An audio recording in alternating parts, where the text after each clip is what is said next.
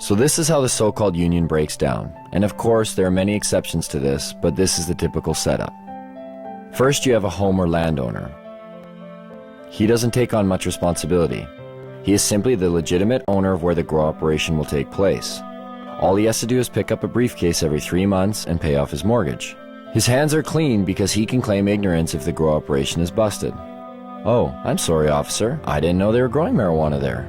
Then you have his 50-50 partner, the contractor, who will provide the equipment and hire the grower or grow himself.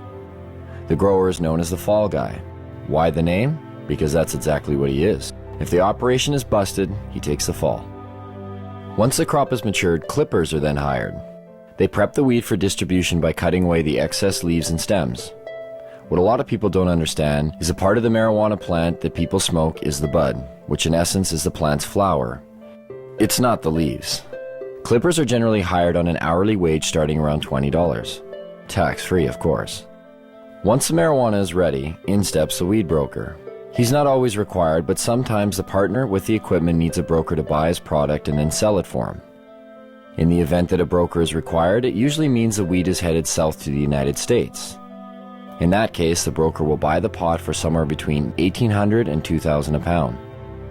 He'll then hire a border jumper, a risk taker, someone who has the balls and hopefully the wits to get the product over the border. Some of the most common ways?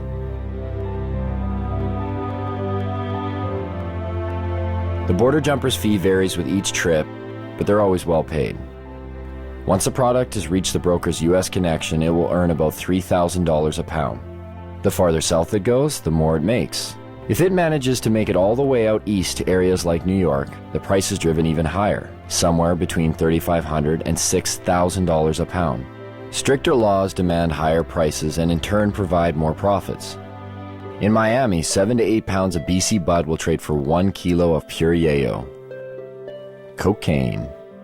That in turn makes its way back up to Canada. And sells for anywhere from $30,000 to $35,000 a key. If the marijuana manages to stay in the province, it will usually sell for around $1,800 to $2,000 a pound, depending on how flooded the market is. This is just the tip of the iceberg. The union embodies a slew of businesses and services, generating profits both directly and indirectly for the province. Some know they are involved and others choose not to acknowledge the benefits they gain from it. Carpenters build tables, rooms, sheds, and anything else that's needed for a grow show. Brand new homes are being built expressly for the purpose of housing a marijuana grow operation. Electricians set up lights, wire the electrical components, divert power if necessary. Hardware stores provide construction materials to build rooms and grow operation structures. Hydroponic stores supply lights, nutrients, soil, and other equipment needed to grow. Seed sellers provide, well, seeds. Clone growers create clones from other marijuana plants to aid in quicker grow cycles. Real estate agencies market houses to growers, unknowingly, but they profit all the same. There are some realtors, though, who are directly involved in the union and will actually cater to growers' needs, finding houses in secluded areas with big basements and power that can be spliced and stolen. Mortgage brokers and lease brokers who help growers with poor credit get the houses they need to start up. Banks who have minimal security to prevent illegal money from being deposited.